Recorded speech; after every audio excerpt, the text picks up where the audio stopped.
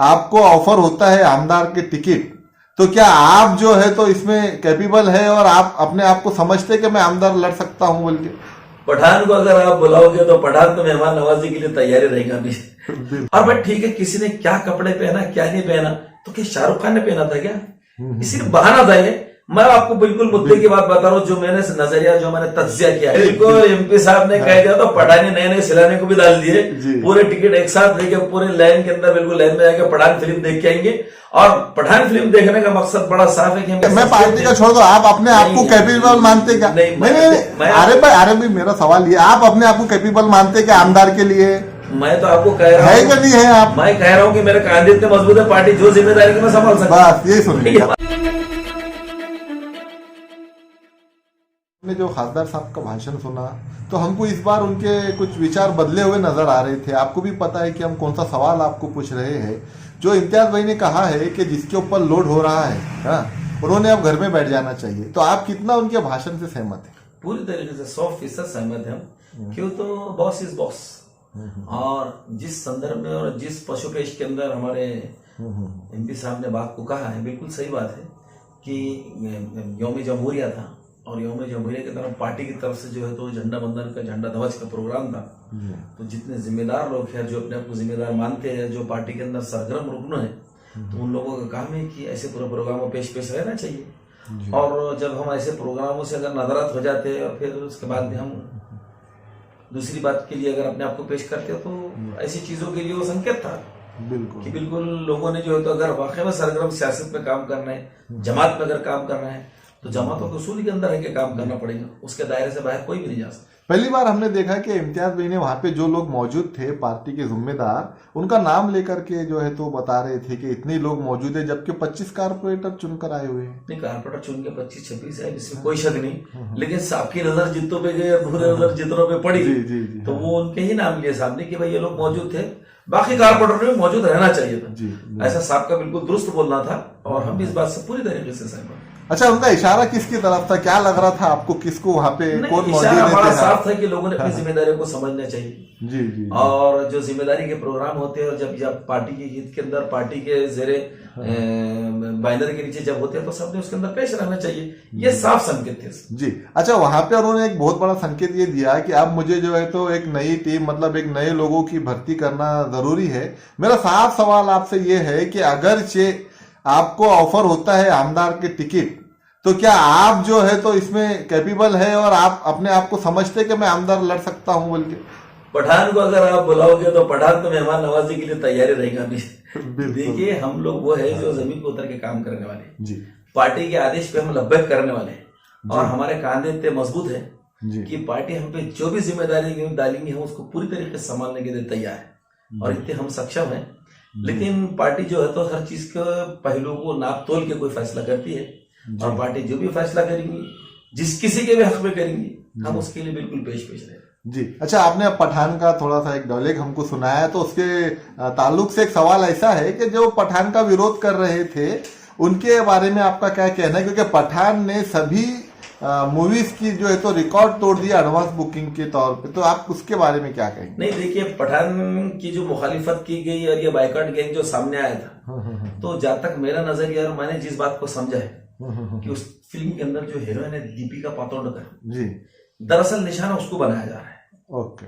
वजह उसकी ये है कि वो मोहतरमा ने कुछ साल पहले एक कांग्रेस के नेता को प्रधानमंत्री की शक्ल में देखना चाहा, ऐसी ख्वाहिश जाहिर की थी। प्लस उसके बाद में जेएनयू के अंदर आपने देखा होगा कि वहां पर जब आंदोलन चला तो ये हीरोइन मोहतरमा जो है तो वहां पर पेश थी जी। तो ये नफरतबाज गैंग जो है, ये बाइकाट गैंग जो है, ये दरअसल देखो शाहरुख खान बहाना है, लेकिन दीपिका पादुकोण का निशान है।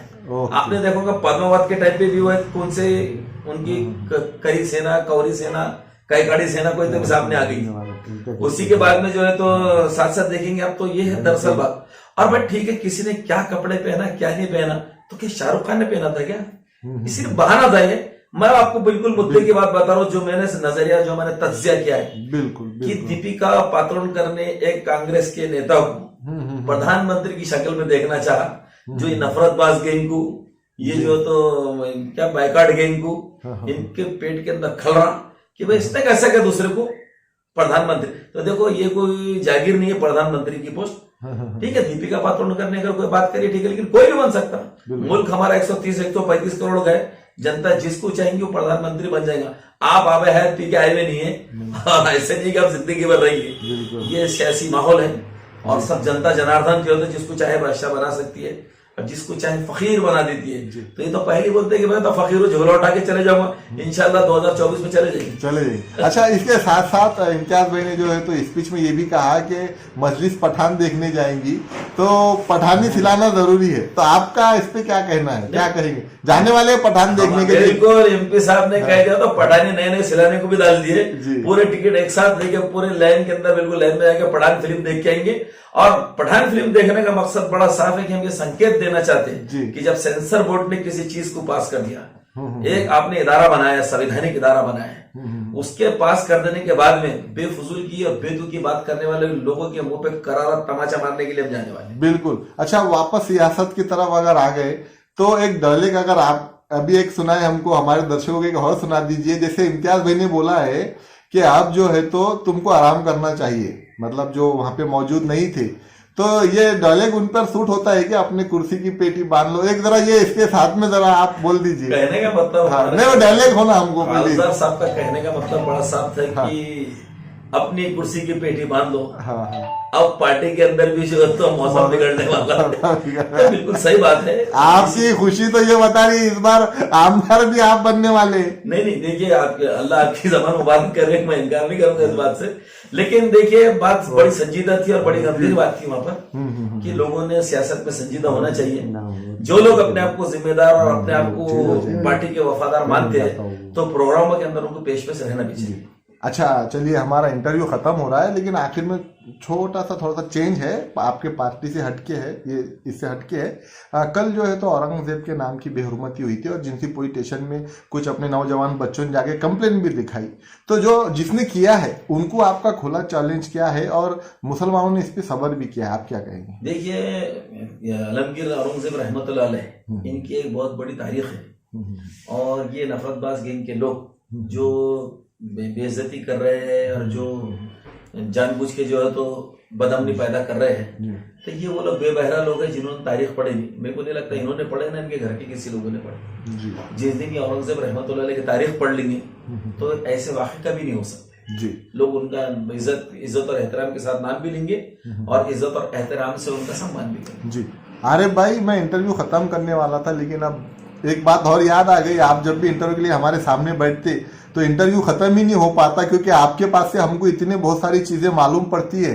तो एक सवाल मैं और पूछ लेता हूँ, ये चीज जो हमको पता चली है, जो हमने रिकॉर्ड किया है इम्तियाज भाई की पूरी स्पीच, एमआईएम में 2 गठ बन चुके हैं, ये बता नहीं, ये एक बात याद रखिए। देखिए मैं अभी समझो मैं 4 दोस्तों के साथ में रह रहा हूँ, हमारे 5 कॉर्पोरेटर्स अलग रह रहे हैं। मैं इससे पहले भी ये बात दोहरा चुका हूँ कि देखिए ये असद अवीसी साहब की क़यादत के अंदर, इम्तियाज जलील साहब की क़यादत के अंदर सबको काम करना है। कोई 2-3 यहाँ चलने वाला नहीं है। एक ही असद साहब की क़यादत और इम्तियाज साहब का आदेश जी, बस। इसके अंदर जितनी भी धाराएं हैं, जितनी भी दरियाएं हैं, जितनी भी नदियां हैं, सबको आके समंदर में जमर आगोश में आके मिल जाना है असद अवीसी साहब की। इससे हटके कुछ भी नहीं हो सकता। आज का पूरा इंटरव्यू इम्तियाज भाई के ऊपर ही है, तो आप ये भी बता दीजिए, उन्होंने बोले कि नए चेहरे देखने को मिलेंगे आने वाले कारपोरेशन में।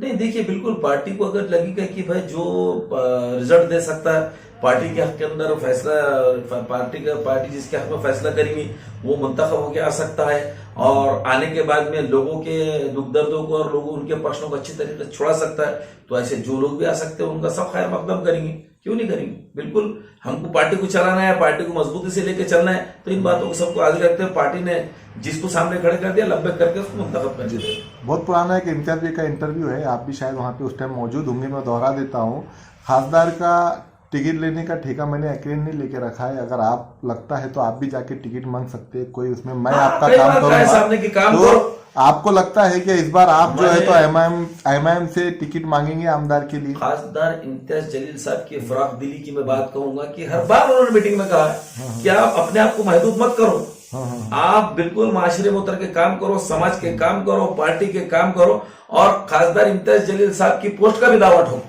अन्य उन्होंने ये तक कहा कि मेरा भी दावा ठोको, मेरे से मांगो, कंपटीशन करो मेरे साथ काम में। तो काम के कंपटीशन में कहते हैं कि देखो काम में कंपटीशन आएगा तो लोगों के पर्सन छूटेंगे, लोगों के मुश्किलें दूर होंगी, लोगों के दुख दर्द दूर होंगे और लोगों के हित में विकास के काम होंगे। आने वाले दिनों में आरिफ हुसैनी को हम जो है तो एमआईएम से आमदार का कैंडिडेट देख सकते हैं क्या? देखिए आप तो बिल्कुल यकीनन आमदनी बनाने के पीछे लगे हुए दिख रहा है, ऐसा नहीं है। पार्टी जो फैसला करेगी, पार्टी जिसके हक में फैसला करेगी, पार्टी मैं बार बार कह रहा हूँ कि हर पहलू को देख के फैसला करती है। आरिफ हुसैनी की शक्ल देख के फैसला नहीं होता, हर पहलू को देख। नहीं, मैं पार्टी का छोड़ दो, आप अपने आप को कैपेबल मानते क्या? नहीं, अरे भाई मेरा सवाल ये, आप अपने आप को कैपेबल मानते क्या आमदार के लिए? मैं तो आपको कह रहा हूँ है कि नहीं है आप? मैं कह रहा हूँ कि मेरा कैंडिडेट इतने मजबूत है, पार्टी जो जिम्मेदारी की मैं संभाल सकता हूँ। बस यही सुन लिया। ओके, लेकिन पार्टी जो भी फैसला करती है पार्टी के साथ है, पार्टी के साथ। यस, ओके, शुक्रिया आरिफ भाई।